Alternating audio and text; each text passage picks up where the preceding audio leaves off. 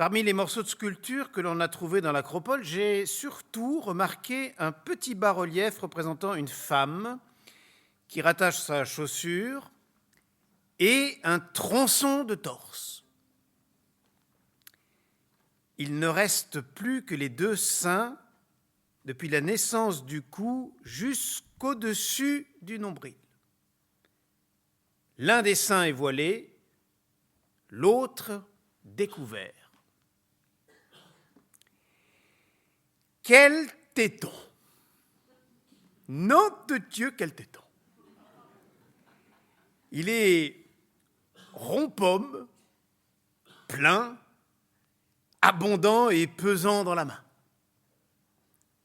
Il y a là des maternités fécondes et des douceurs d'amour à faire mourir.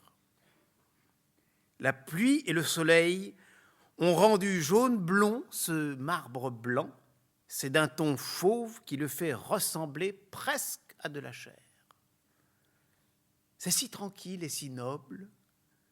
On dirait qu'il va se gonfler et que les poumons qu'il y a dessous vont s'emplir et respirer.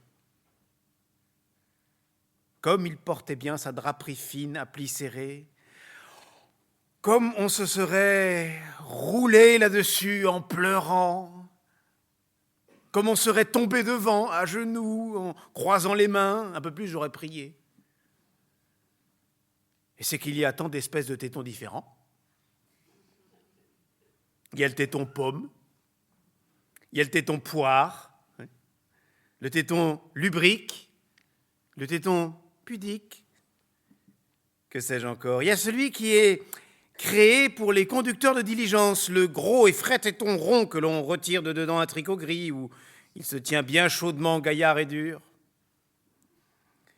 Il y a des 2/3 de tétons vus à la clarté des lustres au bord des loges de théâtre, tétons blancs et dont l'arc semble démesuré comme le désir qu'il vous envoie.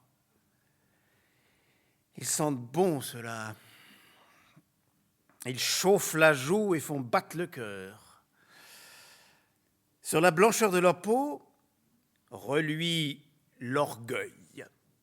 Ils sont riches et semblent vous dire avec dédain « Branle-toi, pauvre bougre, branle-toi, branle-toi !» Il y a encore le téton mamelle, pointu, orgiaque, canaille, fait comme une gourde de jardinier à mettre des graines, mince de base, allongé, gros du bout. C'est celui de la femme que l'on baise en levrette, toute nue, devant une vieille psyché en acajou plaqué. Il y a le téton de la jeune fille qui arrive de son pays, ni pomme ni poire, mais gentil, convenable. Fait pour inspirer les désirs et voilà, comme un téton doit être. Il y a aussi le téton de dame, considéré seulement comme partie sensible. Celui-là reçoit des coups de coude dans les bagarres. Il contribue uniquement à l'embellissement de la personne et constate le sexe. Puis il y a le bon téton de la nourrice, où s'enfoncent les mains des enfants qui s'écorent dessus pour pomper plus à l'aise. Sur lui s'entrecroisent des veines bleues, on le respecte dans les familles. Il y a enfin le téton citrouille, le téton formidable et salopier qui donne envie de chier dessus. C'est celui que désire l'homme lorsqu'il dit à la maquerelle « Donnez-moi une femme qui a de gros tétons ». C'est celui-là qui plaît à un bon comme moi et, j'ose dire, comme nous.